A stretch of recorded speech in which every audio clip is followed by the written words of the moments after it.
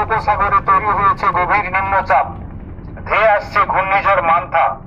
সোমবার থেকে বৃহস্পতিবার পর্যন্ত বজ্র বিদ্যুৎ সহ ঘূর্ণিঝড় মান্থা সরাসরি আঘাত হানবে না বাংলায়, কিন্তু এর পরোক্ষ প্রভাবে ব্যাপক ক্ষতি হবে কৃষিকাজ ও মৎস্যজীবীদের।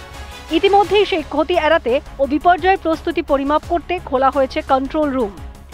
গাঙ্গেয় সুন্দরবনের নিচু এলাকার কৃষিজমি ঝুঁকির মুখে পড়তে পারে, তাই জমিতে পাকা ফসল থাকলে তা অবিলম্বে কেটে নেওয়ার পরামর্শ দেওয়া হয়েছে। মৎস্যজীবী সংগঠনগুলিকে চিঠি দিয়ে জানানো হয়েছে পরিস্থিতির কথা।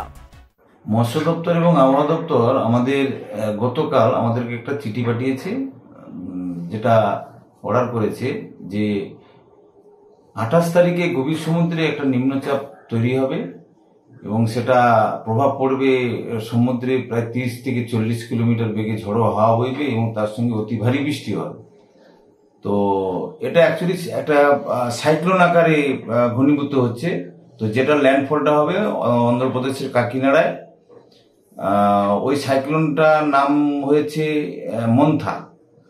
তো সমুদ্র যেহেতু উত্তাল থাকবে, প্রায় 30 থেকে 40 কিলোমিটার ঝড়ো হাওয়া বইবে, তাতে ফিশারম্যানদেরকে 27 তারিখের মধ্যে আমাদের সমস্ত ল্যান্ডিং সেন্টারগুলোতে চলে আসতে বলা হয়েছে।